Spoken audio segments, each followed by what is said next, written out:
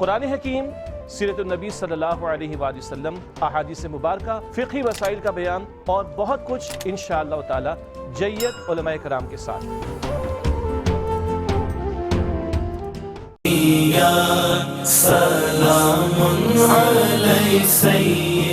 الحمدللہ رب العالمین والعاقبۃ للمتقین والصلاة والسلام علی رسولہ النبی الکریم، اما بعد فاعوذ باللہ من الشیطان الرجیم، بسم اللہ الرحمن الرحیم، والضحیٰ واللیل اذا سجی، صدق اللہ مولانا العظیم۔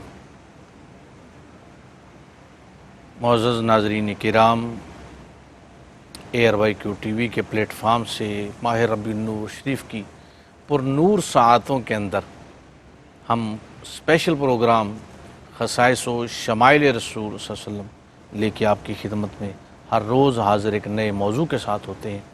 آج ہمارا موضوع جو ہے وہ حسن مصطفیٰ ہے۔ حسن یوسف دم عیسیٰ ید بیضا داری، آنچ خوبا ہمہ دارن تو تنہا داری۔ اور یہ کس حسن مصطفیٰ کی بات ہے کہ مصحف را ورک ورک دیدم، ہیچ صورت نا مثل صورت اوست، یعنی حضور کی ذات اقدس قدرت خداوندی کا شاہکار عظیم ہے۔ آپ صلی اللہ علیہ وسلم کی تخلیق رب کائنات کی جملہ تخلیقی رعنائیوں کا مرقع زیبائی ہے۔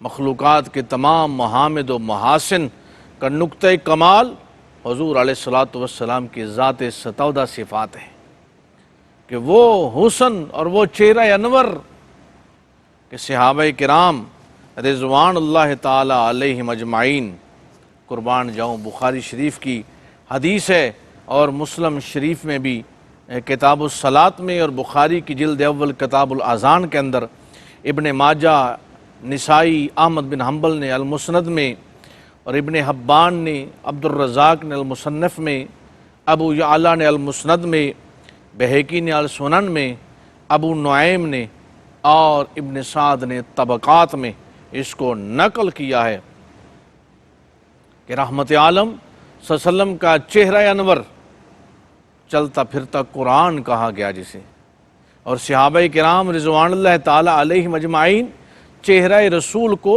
کھلے ہوئے قرآن کے اوراق سے تشبیہ دیا کرتے تھے۔ حضرت انس بن مالک رضی اللہ تعالی عنہ سے مروی ہے کہ صحابہ کرام رضوان اللہ تعالی علیہم اجمعین نے ایام وصال میں یار غار وفا افضل البشر بعد الانبیاء حضرت جناب سیدنا ابوبکر صدیق رضی اللہ تعالی عنہ کی اقتداء میں، ان کی امامت میں نمازیں پڑھتے رہے۔ حضرت انس بن بخاری کے الفاظ ہیں اور مسلم کے الفاظ ہیں۔ حضرت انس بن مالک فرماتے ہیں کہ نماز کے دوران اچانک آقا نامدار احمد مجتبیٰ حضرت محمد مصطفیٰ صلی اللہ علیہ وآلہ وسلم نے حجرہ انور کا پردہ اٹھایا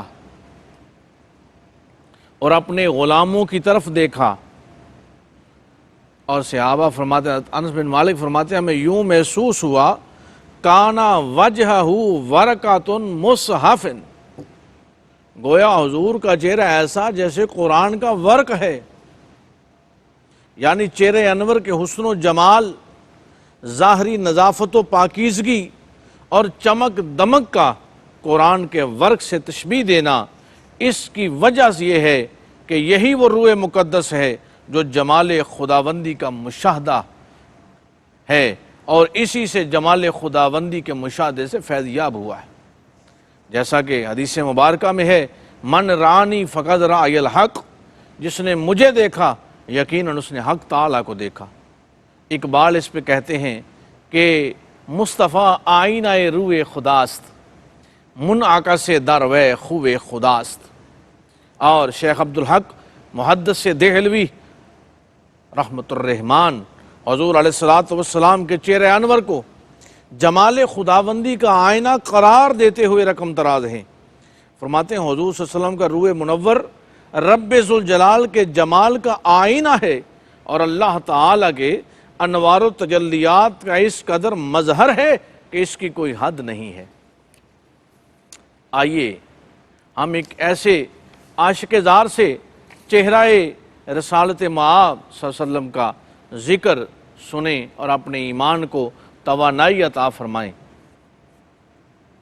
ابن سعد نے طبقات الکبریٰ میں، امام حاکم نے المستدرک میں، امام طبرانی نے المعجم الکبیر میں، حیثمی نے مجمع الزوائد میں، امام سیوطی نے خصائص الکبریٰ میں، اور اس کے علاوہ شیبانی نے، ابن حبان نے، ابن عبد البر نے، ابن جوزی نے بھی اسے روایت کیا ہے کہ رسالت مآب صلی اللہ علیہ وسلم اثناء سفر راستہ میں ایک خیمہ کے پاس سے گزر ہوا۔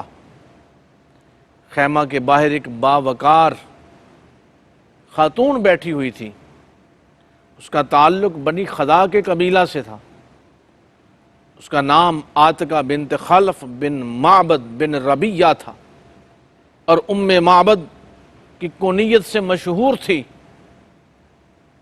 حضرت سیدنا صدیق اکبر نے اس سے دریافت کیا کہ اس کے پاس کچھ فروخت کرنے کے لیے کھجوریں یا گوشت ہے؟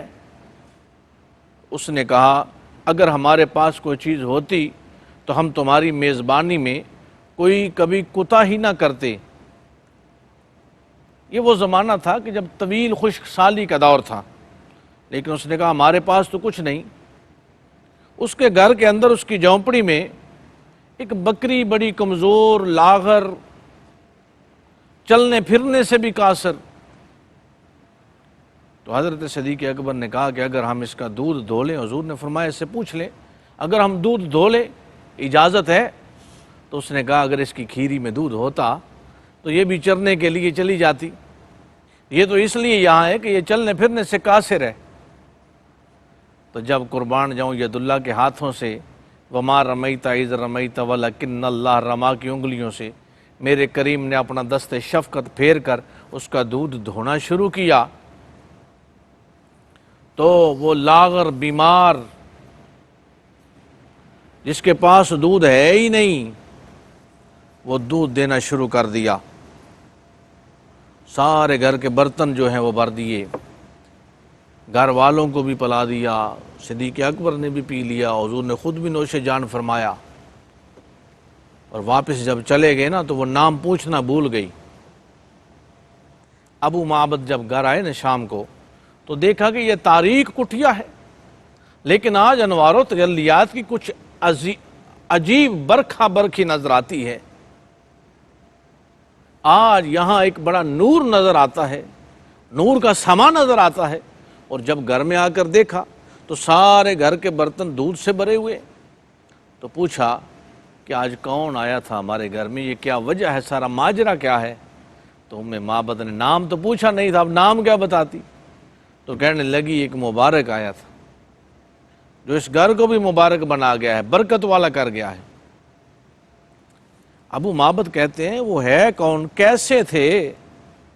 اس نے کہا یہ ہماری لاغر بیمار بکری دست شفقت پھیرا اور دودھ دھونا شروع کر دیا اور ہمیں بھی دے دیا۔ تو قربان جاؤں وہ جو نقشہ، جو تصویر کشی ام معبد نے کی ہے، ام معبد کہنے لگی میں نے ایک ایسا مرد دیکھا جس کا حسن نمایاں تھا، جس کی ساخت بڑی خوبصورت اور چہرہ ملیح تھا۔ نہ بڑی ہوئی تو نہ اسے معیوب بنا رہی تھی، یعنی دور سے دیکھو تو خوبصورتی ہے، قریب آؤ تو اور زیادہ خوبصورت۔ نہ پتلی گردن نہ چھوٹا سر اس میں نقص پیدا کر رہا تھا، بڑا حسین خوبصورت، بہت ہی خوبرو، آنکھیں سیاہ اور بڑی، اور پلکیں خوبصورت، اس کی آواز میں گونج تھی، سیاہ چشم تھی، سرمگی تھی، دونوں ابرو باریک اور ملے ہوئے تھے، گردن چمکدار تھی، ریش مبارک گنی تھی، جب وہ خاموش ہوتے تو پروقار ہوتے۔ دیکھیے ذرا حسن مصطفیٰ تو سنیے، کس طرح، کس عکاسی میں، کس پیرائے میں اس کو ڈالا جا رہا ہے۔ اور جب گفتگو فرماتے تو چہرہ پر نور اور بارونق ہوتا، شیریں گفتار، گفتگو واضح ہوتی، نہ بے فائدہ ہوتی نہ بیہودہ، گفتگو موتیوں کی لڑی ہوتی جس سے موتی جڑ رہے ہوں، دور سے دیکھنے سے سب سے زیادہ باروب اور جمیل نظر آئے، اور قریب سے دیکھا جائے تو سب سے زیادہ خوبرو اور حسین دکھائی دے۔ قد درمیانہ تھا، نہ اتنا طویل کہ آنکھوں کو برا لگے، نہ اتنا پست کہ آنکھیں حقیر سمجھیں۔ ناظرین کرام، یہ وہ حسن کا نقشہ پیش کیا جا رہا ہے۔ ابو معبد کہتے ہیں اب جب وہ آئیں تو مجھے ضرور بلا لیجئے گا۔ اتنے خوبصورت کہ اگر گولڑے کے تاجدار 14 صدیوں کے فاصلے پر دیدار پائیں تو کہیں مکھ چند بدرشا شانی ہے، متھے چمکے لاٹ نورانی ہے، کالی زلف تے آنکھ مستانی ہے، مخمور اکھیں ہن مدبریاں، سبحان اللہ سبحان اللہ سبحان اللہ سبحان اللہ سبحان اللہ، ما اجملکا ما احسنکا ما اکملکا، کتھے مہر علی کتھے تیری ثنا۔ میرے قبلہ عالم، میرے جد اعلیٰ حضرت خواجہ صوفی اللہ رکھا شاہ قلندر رحمۃ اللہ تعالی علیہ، تاجدار ساہو چک شریف، آپ فرمایا کرتے تھے کہ جس دن سے چہرہ ودہا کی زیارت کر لی ہے، جب سے رسول اکرم صلی اللہ علیہ وسلم کا دیدار کر لیا ہے، کسی شے کو دیکھنے کو جی نہیں کرتا، من نہیں باتا۔ وہ کریم آقا کہ جب اونٹ کا سودا کر لیں اور چلے آئیں تو وہ بادشاہ کہتا ہے، وہ قبیلے کا سردار کہتا ہے کہ ہم نے ایسی ادھار کر لیا ہے۔ المختصر یہ کہ سب کہنے لگے ادھار کو چھوڑو، لیکن ایسا مکھڑا کبھی نہیں دیکھا، ایسا چہرہ کبھی نہیں دیکھا، یہ جھوٹا نہیں ہو سکتا، یہ واپس ہمارا ادھار واپس لوٹا دے گا۔ ناظرین کرام، یہ وہ حسن ہے کہ جو حسن سرمدی، آج بھی اگر ہم اس طلب پہ رہیں کہ اس حسن سرمدی کا دیدار ہو تو اللہ رب العزت ہمیں اس دیدار سے شرف یاب فرمائے۔ اللہ ہم سب کو حضور علیہ الصلوۃ والسلام کے ساتھ قلبی و حبی عشق و محبت میں ہمہ وقت محو رہنے کی توفیق عطا فرمائے۔ کل تک کے لیے اجازت دیجیے، اللہ حافظ۔ خاتم الانبیاء سلام علیہ